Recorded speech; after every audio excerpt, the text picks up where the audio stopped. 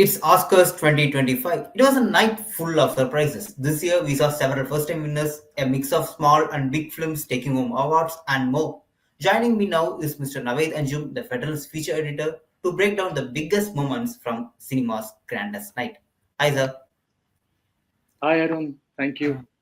Yeah. So the biggest grab was Anora, right? It won Best Picture, Best Director, Best Actress, and more. Was this sweep expected, or did it come as a surprise? Well, it did come as a surprise, Arun, to be honest, because a lot of us who were watching the whole developments since the, nominations were released in January, a lot of films which were leading the race, like Emilia Perez, for instance, and you also had the Brutalist. um, One gets the sense that somewhere some of the big films were sort of snubbed, not given their due. However, let me just clarify that it's nothing against Anora. It's a great film, of course.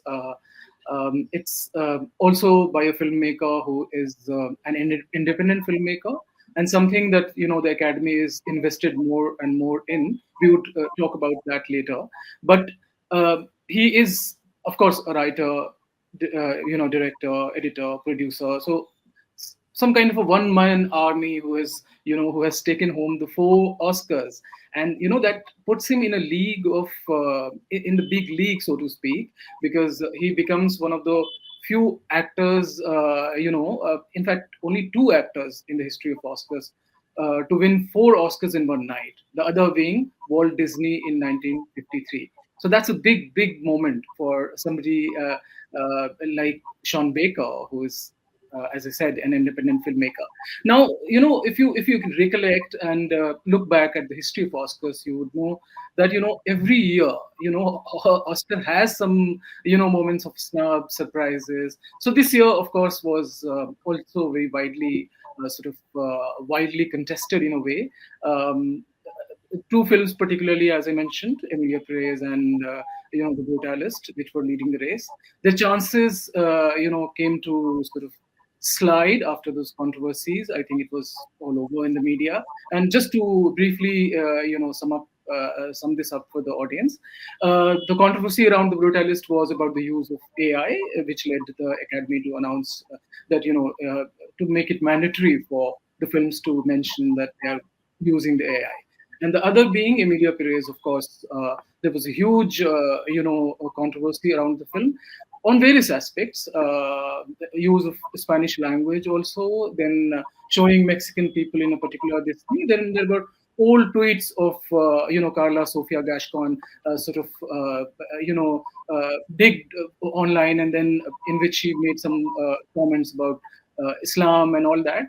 So that led to its chance basically slide as the race came closer to the ceremony, and so you asked me basically that what were the other surprises. Now let me take you back to the nominations itself.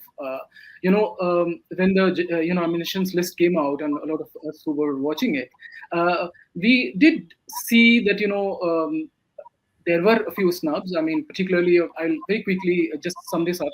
That Nicole Kidman, for instance, there's a beautiful film, Baby Girl, that is being raved about. If you look it up, it's being watched, loved. It did not get any nomination. Similarly, there was Angelina Jolie's film Maria, based on the life of Maria Callas. She was one of the world's greatest opera singers, and it was made by this Chilean filmmaker called Pablo Larraín, and it was, of course, nominated for best cinematography, but it didn't win. And there were a couple of other films also that got the similar treatment from the Academy. One of them that comes to mind is the Daniel Craig one, Queer. Again, is very, very excellent film, very, very beautifully made film. And Paul Mescal was, of course, nominated for Gladiator 2. He didn't win. Queer, I think, was nominated.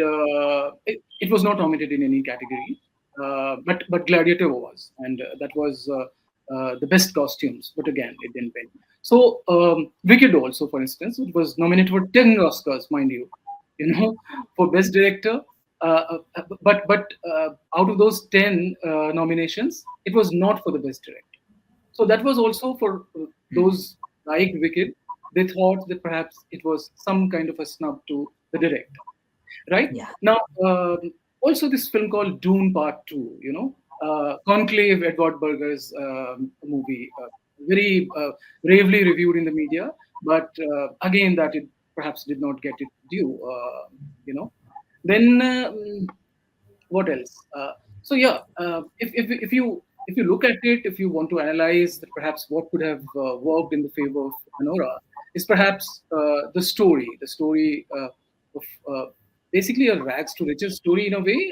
It's basically about a stripper, in Brooklyn, who falls in love with the son of this Russian oligarch. So U.S.-Russian relations, all of us have in the mind, and perhaps that could have been the reason. I mean, just I'm surmising. I'm nothing concrete about it, but just for the fact that Academy loves rags to riches story, and and perhaps that's something that could have worked in the favor of Anora. It's a big moment for independent film. We should all really, really appreciate this. Um, uh, but on the other hand, what I think is the Academy chose to play it safe. It did not want to, be targeted for awarding two of the most nominated films in in the race, and sort of, just found a way out. That is the sense one gets.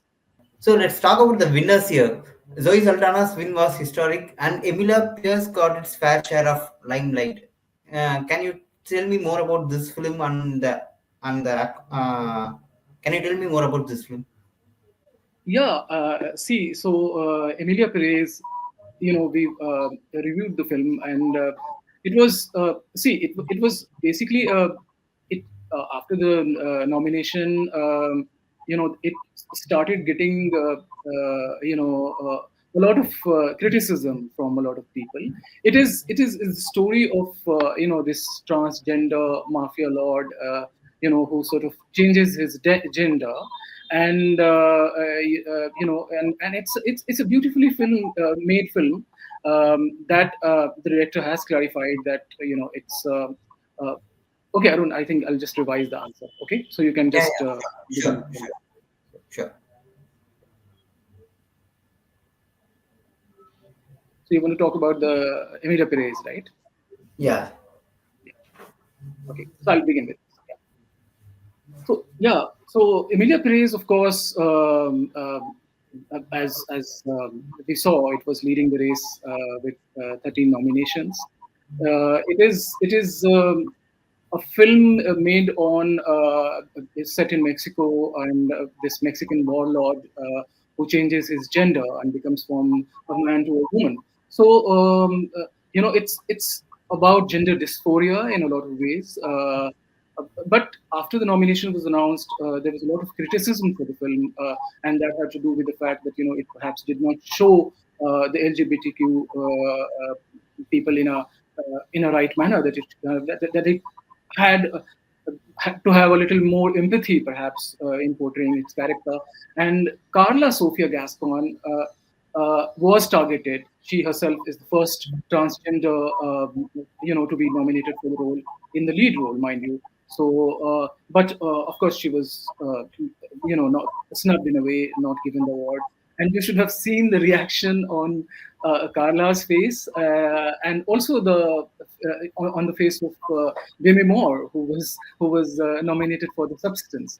And we'll talk about The Substance later. But you asked me about Emilia Perez. So Emilia Perez, of course, perhaps suffered because of all this criticism around its protagonist, and also the fact that Academy did not want to associate itself with any kind of controversy, so it sort of, as I said, chose to play safe with the movie. So Yeah. but what it could not ignore is Zoe Saldana, because she was just too terrific, in her role, and that was, even the critics of the movie, they have said that Zoe Saldana was absolutely mind blowing in the movie. Okay. Another film which got a lot of attention is, of course, The Brutalist. It bagged 3 awards. So, what stood out for you? Right. So, see, it's a Brutalist was another, of course, leading, contender, and so this, of course, got the best actor. Adrian Brody has got the best actor award. It's a saga in a way. Its runtime is about 3.5 years, and it's talks about this Jewish immigrant architect, or Laszlo Toth, who is chasing the American dream. And Adrian Brody, of course, won the award for the pianist at the age of 29. Now he's 51. It's a big moment for him as an actor. And he also joins, this particular set of actors who have multiple Oscars in their kitty, and those actors include people like Daniel Day Lewis or Tom Hanks or Anthony Hopkins, for instance. So, while my only grouse with the Academy would be that a film like The Brutalist deserved better, and perhaps it did, you know, it should have been basically considered for a few more categories than just giving the best actor to Adrian Brody. Yeah, that's exactly my next question is. Every Yeah. Oscars has its fair share of unexpected wins and nominations. Were there any categories where you thought the outcome could have been more different? Right. So, a few categories like uh, the top categories, of course, are the best actor, best actress, best film, and best foreign film. Somewhere, I'm fine with the choice of best feature film. That's I'm still here. It's Brazilian film, and first Brazilian film to sort of make it to the Oscar. It's a beautiful film.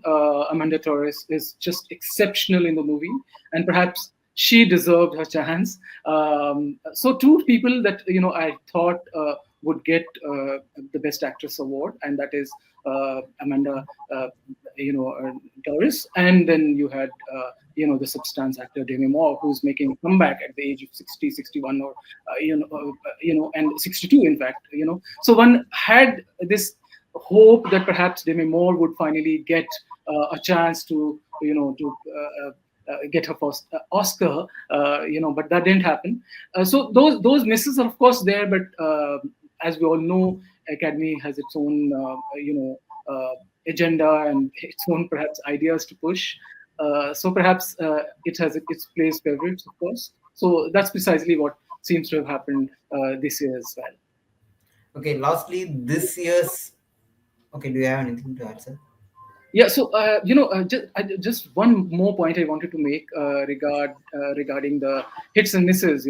So there's one more film that comes to my mind, and that is Nosferatu. That was also a bit of a snub for the night in a way. It was nominated for Oscars actually, in cinematography, in costume design, in makeup, in hairstyling and production design, but it did not take home any awards. So it's again, and yeah, and also a complete unknown, this Bob Dylan biopic, and Timothy Chalamet, in fact, was hoping that he would, get his first Oscar. So it was nominated for 8 awards, but did not get any. Yeah. So this could also, you could call it as a snub for the biopic. Okay, lastly, this year's Oscars saw a mix of indie films and big budget productions getting the recognition they were seeking. So, what does this tell about the direction the international cinema is heading?